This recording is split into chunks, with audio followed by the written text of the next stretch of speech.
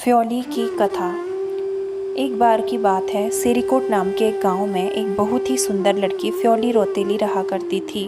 वह अपने पिता नागू सौरियाल की एकमात्र संतान होने के कारण बड़े ही प्रेम से पाली गई थी। प्रातःकाल में उसके पिता अपने कुल देवता की आराधना में मग्न थे और फ्योली अपने सपनों के राजकुमार के स्वप्न में। शंख बजता और फ्योली की आंखें खुलती। खिड़की से आती हुई धूप उसकी सुंदरता को बढ़ा रही थी। बुरांश जैसे लाल होंठ ढलते हुए सूर्य की लालिमा को मात देते थे। उसके पहाड़ी नैन नक्श उसे और भी ज़्यादा सुंदर बनाते थे। फ्योली उठी और अपने काले काले लंबे बाल बनाकर अपनी सोने की गगरी लेकर घर से बाहर निकली। उसकी सहेलियां भी उसके साथ पानी भरने गई।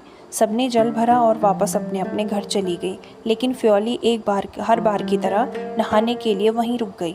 वह पानी भर ही रही थी कि उसने पानी में किसी और की परछाई देखी। वह पीछे मुड़ी, लेकिन वहाँ कोई भी नहीं था। ऊपर की ओर देखने पर उसने पाया कि एक आकर्षक युवक पेड़ की डाल पर बैठकर फूलों की माला बना रहा है। उन दोनों ने एक दूसरे को देखा। फ्योली के नेत्र झुके और गालों की लालिमा बढ़ गई। युवक पेड़ से उतरा और फ्योली के पास जाकर बैठ गया। युवक ने अपना परिचय देते हुए कहा, मेरा नाम भूपू राउत है, क्या तुम मुझे जानती हो? इस पर फ्योली ने उत्तर दिया, हाँ, तुम्हारे पिता की नज़र हमारे गांव पर है। तुम यहाँ क्यों आए हो? भूपू ने प्रेम और मित्रता की आस को उसके वहाँ होने का कारण बताया। अपनी बांसुरी निकाली और फ्योली का मन मोहने के लिए बांसुरी को बजाने लगा। फ्योली मंत्रमुग्ध होकर उसे निहारने लगी। फिर भूपू ने उसे अपने हाथों से बनाया फूलों का हार पहना दिया। फ्योली के बालों को फूलों से सजाते हुए भूपू ने आंखों ही आंखों में फ्योली का जन्मों तक साथ देने की कस्में खा ली। सूर्य ढलने पर उसे आभास हुआ कि पूरा दिन निकल चुका है। वह घर की ओर भागी और जहाँ उसके पिता गुस्से से लाल उसकी प्रतीक्षा कर रहे थे। फ्योली के बालों में फूल और गले में फूलों की माला देखकर उसका पारा चढ़ गया।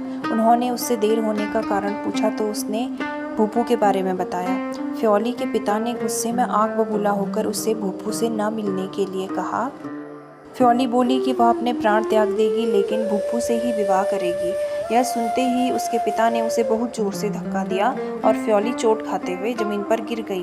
फ्योली अपने प्राण त्याग चुकी थी। उसे मरा हुआ पाकर उसके पिता को बहुत दुख हुआ। उसके पिता आंसू बहा रहे थे और वह इंद्रलोक पहुंच चुकी थी। सारे देवताओं को उसके लिए बुरा लगा, इसीलिए इंद्र ने उसे वरदान दिया कि धरती पर उसे कोई नहीं भूलेगा। चैत्र मास में उसकी पूजा होगी, सब उसके गीत गाएंगे और कुल देवता की पूजा के समय उसे द्वार पर ही रखा जाएगा। धरती पर फ्योली के नाम से एक पीला फूल उगा, जो कि आज भी उत्तराखंड में इस नाम से प्रसिद्ध है।